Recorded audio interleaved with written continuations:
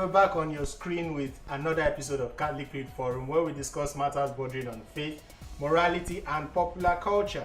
Today we'll be looking at freedom and responsibility, a topic I think is very, very well overdue because of the liberalism flying around these days. I'm Chima, and when we come back from this short break, we'll be meeting our guests and going straight into the topic. Stay with us.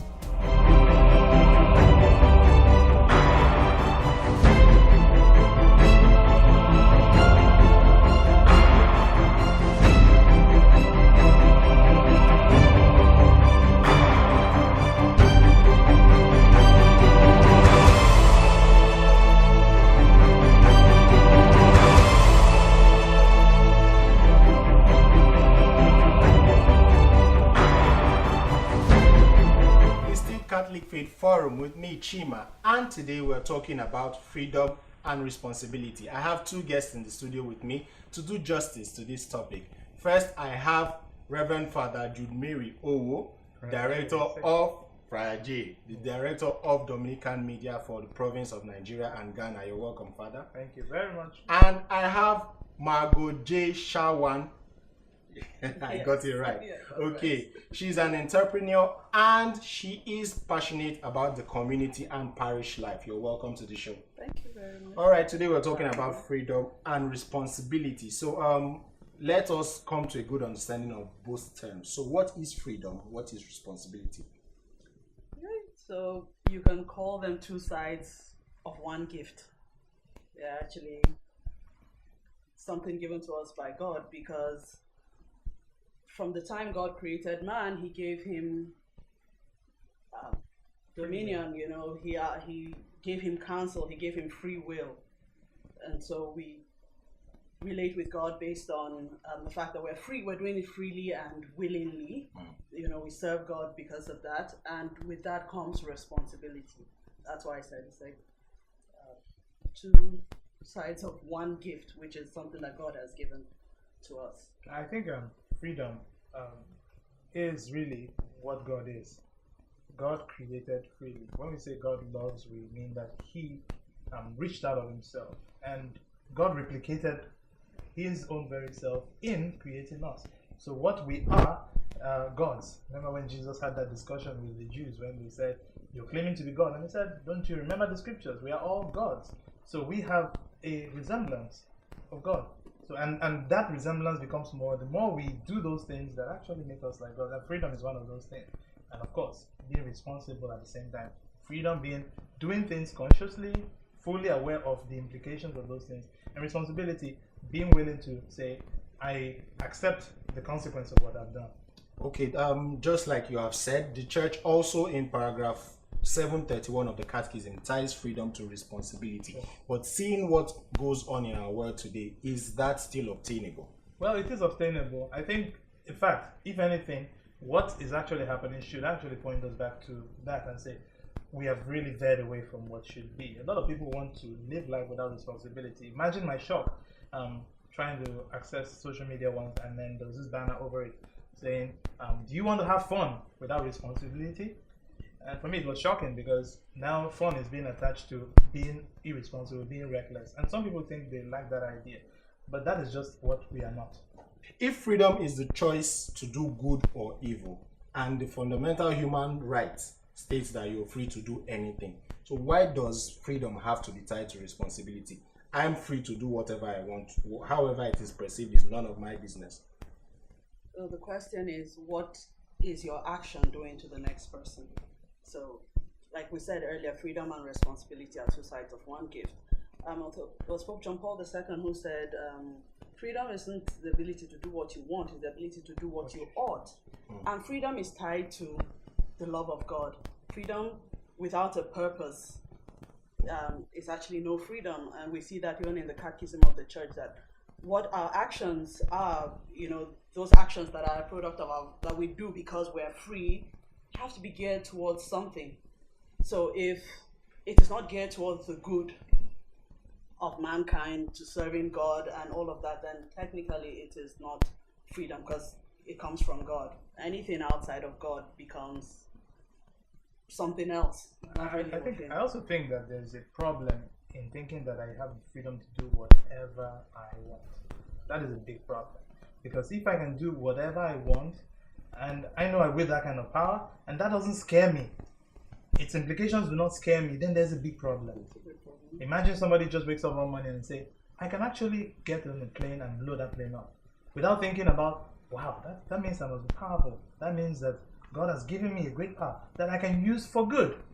Why must I only think about using my freedom for evil? Why must that always be at the back of my, oh yeah, we're created with original sin and we have a tendency to fall into sin.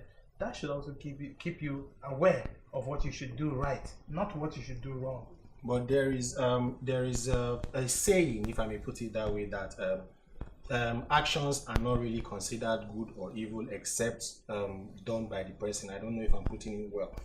But so how does this come into play in such a scenario? I'm doing what I want. However you perceive it is... No. Like I said, that's the problem. There are things that are good in themselves. There are things that are ontologically evil in themselves. And one has to understand that, first of all. There is a thing called morality. The actions that are moral actions. And when we say moral actions, it means they are morally good or they are morally evil. There are immoral actions. We must understand things are. There are things that are and they have their proper names and proper state. Morality is a thing. And if a person believes that there's such a thing as morality, then they must also be aware that there are things that are morally good and morally evil. And if they don't accept those distinctions, that's where they can make such a statement. But if you're talking about moral questions and moral statements, they're either good or evil by nature. Yeah, and in addition, that school of thought is actually a secular point of view, and it's a modern day thing because we don't want the consequences for actions anymore. But for Christians, and especially for Catholics, the end doesn't justify the means. We don't just do anything because we want to get to a particular place. The means, the way in which we do what we do, really matters. It's always been there, even in our African culture.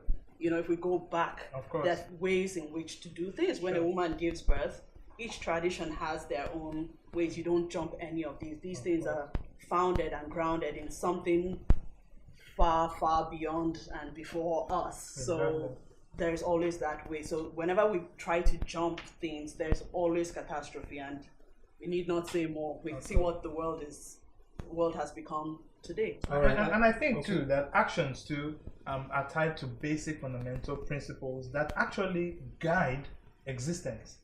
She mentioned giving birth. The fundamental principle of giving birth is life. Okay, we all treasure life. We all want to be alive, except for those who say you have a choice whether to live or die, or whether a person lives or dies. But other than that, it's only people who are alive who can make such statements. Even so, whenever there's a moral case, the question is always, what is the good that is at stake? People always look in terms of what is the benefit that I must make or I must have. No, it's about what is the good that is at stake.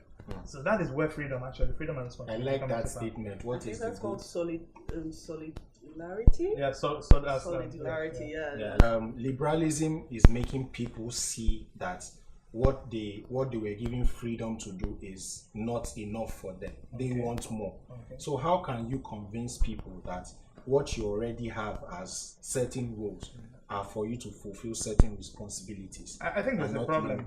I think there's a problem ordinarily in the way we understand morality. People always see morality in terms of restriction. It is meant to restrict me, but that's not true. Morality is actually meant to serve the greater good. So how does your action serve the greater good? How does me being on time, being punctual to my place of work support the greater good? How does my taking care of my family support the greater good? How does my being there for my wife and my children support the greater good? How does my avoiding smoking help the greater good? How does my speaking what I mean and not saying something as a lie, how does it affect the greater good? So people all have to think more than just themselves. And many times at the root of this whole liberalism is selfishness. As simple as that. There's no other word for it. Which has no place in Christianity. Of course. Our master himself gave himself for us. So that's where I think there's a fundamental problem. If it's not Christian, then it's anything else, I think. Thank you for that answer. But right now we'll have to take a short break so that we can take views from the streets. When we come back, we'll be going back into the discussion. Stay with us.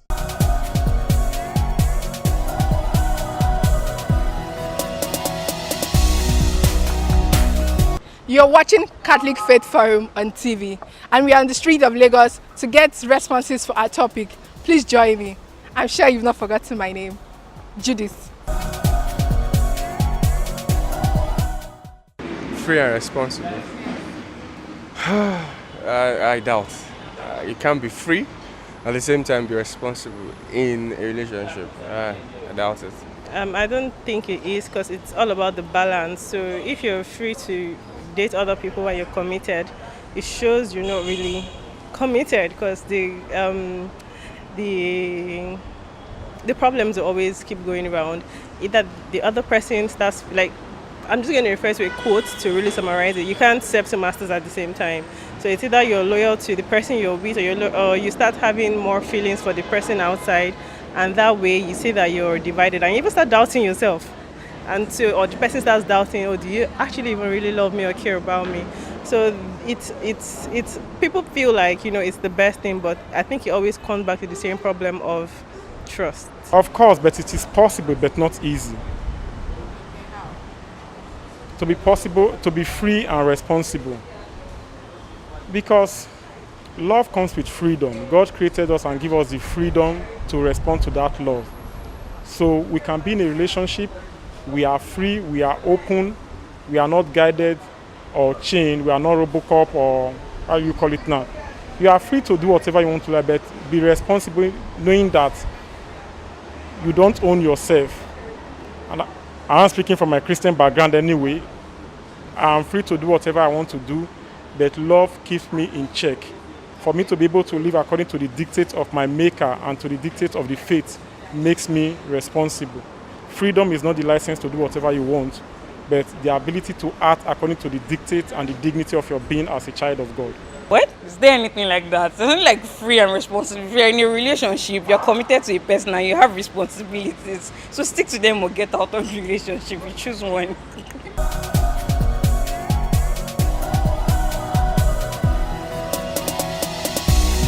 Welcome back to the show, and we're talking about freedom and responsibility. Okay, so I have to ask, we young people, we like to live in the moment. Are there any consequences to having that kind of mindset, Father? I think sometimes I buy into the idea of living in the moment, but I also think there should be a caveat attached to it. Living in the moment, doing what? So that should always be at the back of a person's mind. What am I doing with the moment? Because it's time. It is a gift. So what am I using this gift for? Is it something that builds me as a person? Does it also build other people? Does it also profit other people? So it should be living in the moment and living right. Okay. Yeah, living in the moment, and like Father said, what are you doing? Is it something that is going to cause you to grieve later on? Is it something that is going to change someone's life in a negative way? Is it something you're going to regret in years to come, or a week after you've done that? So you have to think about that before you act at every point in time. Yeah, and how does it affect the person who's next to you at that point? And I think on a previous episode of this show, a guest once said that whatever you do and you cannot say, God, I'm offering this up to you, then you shouldn't do it. Okay. That should be the Christian way of very beautiful take. Also, just like you said, your actions, you should always consider how your actions affect the next person. Yeah. So how can another person's freedom be violated? One thing is, of course, whatever affects a person's life, whatever affects a person's emotional or psychological state, your well-being, generally whatever affects the other person's well-being, directly or indirectly. Because sometimes we can talk about scandal. You may say, well, we both had fun. But then the thing is, have you left that person a better person, or have you left them a worse person? So often, whatever violates the other person's well-being, psychological, physical, what about emotional, in cases where these so-called scandals come from something that was initially a consensual thing? Like I said, it doesn't even have to be about consensuality. Did they leave the person a better person? Exactly. Did they leave the person happy? Yeah. I mean, like real happiness, not Course, perceived happiness. Not just pleasure, momentary pleasure. Okay, so basically we have to consider the fact that the other person has to be better at the end of everything. Yes. Beautiful. In abusing people's freedom and in abusing your own freedom, people sometimes blame other things but themselves.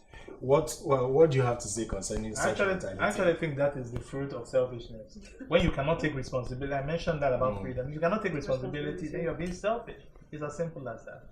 One has to always think about the consequence of the action. When you don't think about the consequence of the action, you tend to blame other people. You tend to blame the devil or blame somebody else. Even the very example from Scripture, Genesis, when God came to meet the Adam and Eve after they sinned, what did they do?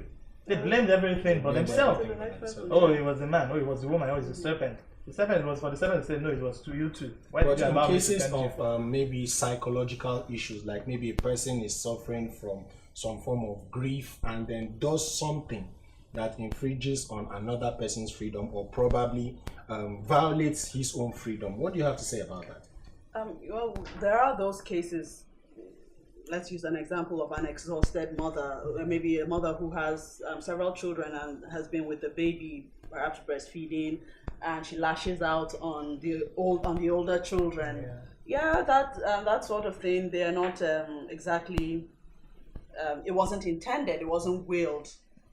So things like that can happen. I'm exhausted. I walk past you without giving you a warm greeting. That is it's gonna hurt. Yes. And it's gonna hurt the other children. Yes. But it wasn't willed. It wasn't intentional. And most of the times, those are just they're short things. They happen. And So they pass, that so means that we can actually give excuses for some of these things happening. Well, I think we should. for it. I think the thing is, whenever there is a hindrance or some problem that affects a person's normal way of behavior, it mitigates the evil of that action.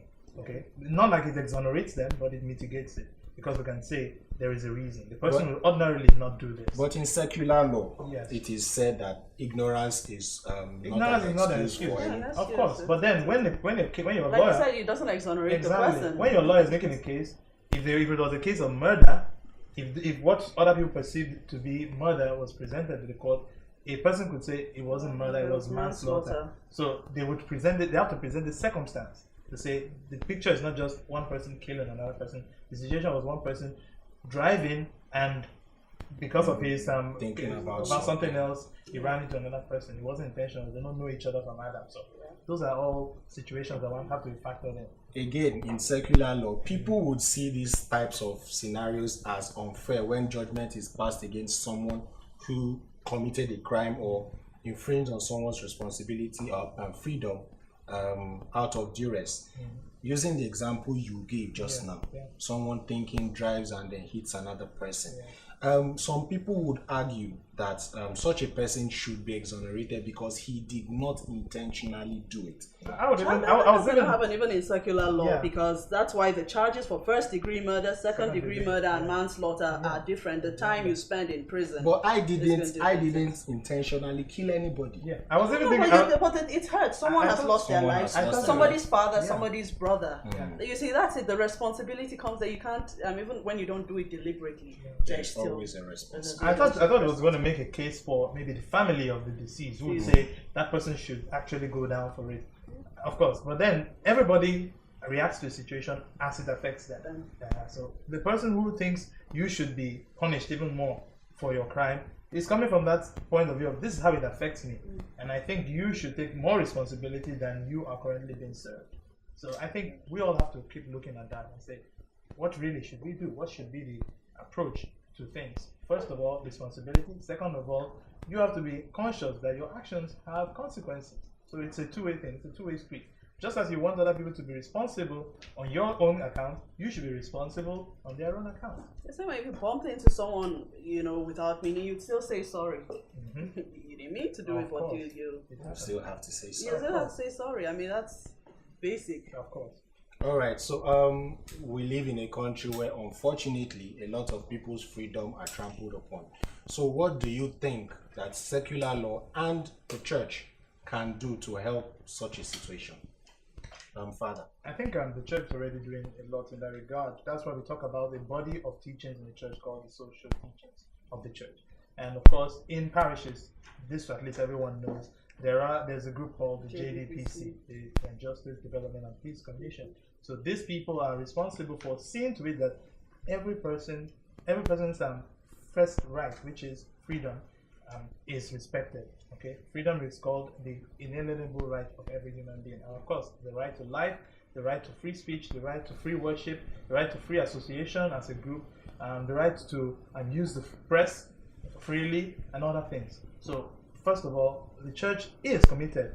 In fact, if not the only institution that really is committed to seeing that every person is treated as a human being with rights, with responsibility, and most importantly, with dignity. And if we look at the secular law, I mean, let's look at what the Nigerian Constitution and all of that. The problem we have is that we're not even enacting the laws. We're not following through, Yes. with what should be. I think those things are actually already there in the laws of our land. And I It's think just we don't. that we just And I think that, Yes. and I think many times we ourselves are not even we're not even fair to ourselves. We're not even fair to ourselves. We don't know what we deserve. Many people don't really know what their freedom means and what their responsibility means and what their dignity as human beings entail. Yeah. Sometimes I go to people's houses. I'm not talking about living in posh, beautiful houses. I'm talking about the basic sanitary expectation of everybody. Keep your drainages clean. Keep your house tidy. Watch over those who are placed in your care. People are very, very reckless. People are very careless. People are careless with things as they are even the security of their own house. The house is just flung open. So you ask yourself, does this person even realize that I have a dignity that I should first of all protect? Do they know that they have a life that they have a responsibility to protect before they even say, oh, the government should or the state security should? So many times I realize that people are even ignorant of their own dignity and their own freedom and responsibility. All right. Thank you so much for coming on the show to discuss freedom and responsibility. It's been enlightening. Thank you, Father. Thank you, Margo. I'm very, very happy we had this discussion. All right. People usually say that where your madness stops is where my madness starts. So if you do not want an outburst of madness, please make sure that you don't infringe on another person's freedom. All right. Before we go, we have Judith and Collins with a bit of info on the Know Your Faith series. Enjoy.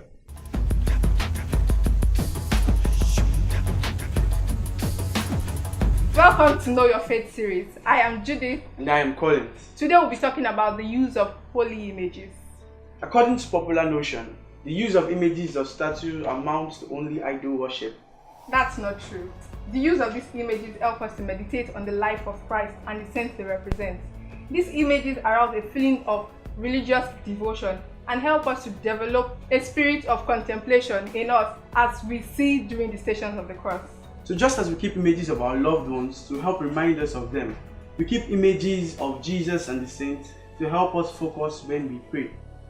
We see in the Bible that even God allowed the use of images and statues in the book of Numbers chapter 21 from verses 8 to 9, where God used the bronze serpents to heal the Israelites. And also we see in Exodus chapter 25 verse 17 to 22, where God told Moses to place 2 cherubs on the Ark of the Covenant. And even in the New Testament, in Acts chapter 19 verses 11 and 12, God performed miraculous healing through the use of Paul's aprons and handkerchiefs.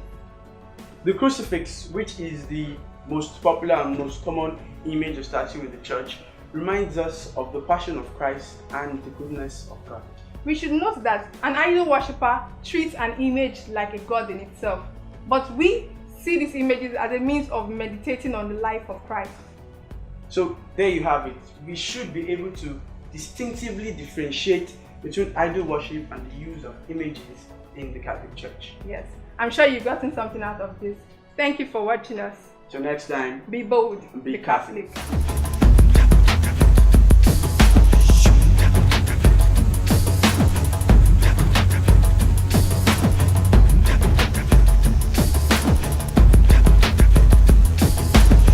Thank you, Judith and Collins, for that wonderful bit of info on Know Your Faith. The conversation continues on our social media platforms, Instagram, Facebook, and Twitter at CFF on TV. Make sure you send us your views, send us your comments, and send us your experiences on this topic. Also, do not forget to subscribe to our YouTube channel, Dominican Media Presents, so that you can keep up with new episodes of the show. Until we come your way next time with another interesting topic, keep being saints in jeans and shirts.